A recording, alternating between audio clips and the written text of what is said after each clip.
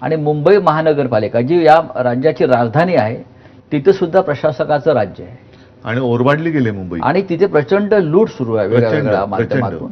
या निवडणुका जेव्हा होतील मुंबईच्या, पुण्याच्या, ठाण्याच्या, आपण त्या कशा प्रकारे लढणार आहात? नाही, कशा प्रकारे म्हणण्यापेक्षा जिंकायच्या उद्देशानेच निवडणूक लढावी लागते आणि तशीच आम्ही लढू. यात महाविकास आघाडी आहे. आता हा ज्याचा त्याचा प्रश्न आहे. कारण मध्यंतरी म्हणजे काँग्रेसशी बोलणं झालं, त्यांचं म्हणणं आहे की कदाचित ते त्यांच्या स्थानिक पातळीवरती बघा, सोडतील. होय, ठीक आहे, तसं असेल तर तसं करू. नाही, पण जर ही चर्चा सुरू आहे की आपण म्हणजे शिवसेना आणि मनसे किंवा उद्धव ठाकरे आणि राज ठाकरे एकत्र येऊन भविष्यात राजकीय निर्णय त्यांनी घेतला, मी परत सांगतो, कोणाला अडचण आहे? तर मवियाचं काय होणार हा एक प्रश्न त्याच्यामध्ये निर्माण होतो. किंवा इंडिया ब्लॉक आहे. इंडिया ब्लॉक हा राष्ट्रीय स्तरावर आहे. मवियाच्या संदर्भात काही प्रश्नचिन्ह निर्माण होतात, पण मुंबई हा एक स्वतंत्र विषय आहे, ठाणे स्वतंत्र विषय आहे. नाही, बघा, मी मुंबई महाराष्ट्रापासून राजकीय दृष्ट्या देखील कदापि वेगळी समजणार नाही. कारण मुंबई ही शेवटी महाराष्ट्राची राजधानी आहे, शेवटी म्हणजे पहिलीच महाराष्ट्राची राजधानी आहे. त्याच्यामुळे तुम्ही मुंबईचा वेगळा विचार आणि महाराष्ट्राचा वेगळा विचार करून चालणार नाही. राज्य म्हणून प्रत्येक महापालिका ज्या आहेत त्यांची स्वायत्तता आहे आणि त्या तिथलं युनिट शिवसेनेचं पण आहे, प्रत्येक पक्षाचं आहे. त्यांना जो योग्य वाटत असेल राजकीय दृष्ट्या तो तसं करायचं असेल तर तसं करू. लढायचं तर नक्कीच आहे, लढणार तर नक्कीच आहोत. आणि महाराष्ट्र, मराठी, महाराष्ट्र धर्म आणि त्याच्यात परत सांगतो, ह्याचा अर्थ कोणत्या राज्याचा किंवा भाषेचा द्वेष हा नाही. आता मुंबईमध्ये सुद्धा अनेक भाषिक राहतात. मी मुख्यमंत्री असताना मी काय कोरोनामध्ये त्यांना वेगळं वागवलं होतं? नाही. मी हिंदुत्ववादी आहेच, पण म्हणून मी काय मुसलमानांना वेगळं वागवलं होतं? सावत्र वागणूक दिली होती?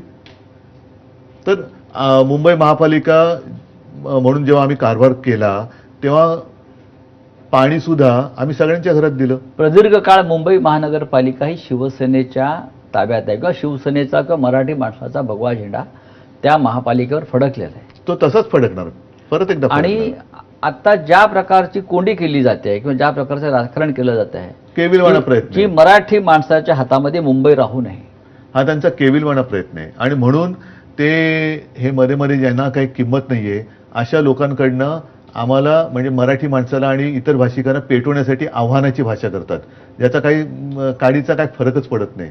मी तुम्हाला एक थेट प्रश्न विचारतो की या सगळ्या घडामोडीमध्ये मुंबईच्या मराठी माणसाच्या लढ्याच्या संदर्भात आणि येणाऱ्या महापालिकेसंदर्भात सुद्धा राज ठाकरे यांच्याशी तुमची थेट चर्चा होणार आहे का? पण माझं तेच म्हणणं आहे की थेट चर्चा केली काय अडचण काय कोणाला? काहीच अडचण नाही. हा प्रश्न विचारला जातो. हो, पण मी आत्ता फोन उचलून त्याला फोन करू शकतो, तो मला करू शकतो, आम्ही आत्ता भेटू शकतो. काय अडचण काय? अडचण काय? म्हणजे बाकीची लोक एकमेकाला चोरून मारून भेटतात, आम्ही चोरून मारून भेटणाऱ्यातले नाहीयेत. मगाशी जो तुम्ही मुलाखतीच्या सुरुवातीला बोललो ना की ठाकरे ब्रँड, आम्ही चोरून मारून काय करत नाही, भेटायचं तर उघड भेटू. काय अडचण काय कोणाला? आणि आम्हाला तरी महाराष्ट्राच्या प्रश्नासंदर्भात कधी मुख्यमंत्री फडणवीस यांच्याशी चर्चा होते का? नाही झालेली आता तरी. एकदा सुरुवातीला जाऊन त्यांना मी जो काय गुच्छ दिला होता त्याचंही फार मोठं राजकारण झालं. ठीक आहे, दिला शेवटी. आहे आता मुख्यमंत्री, मानूया ना मानू, आहे तर तुमच्याकडनं चांगलं व्हावं ही अपेक्षा आज सुद्धा आहे माझी.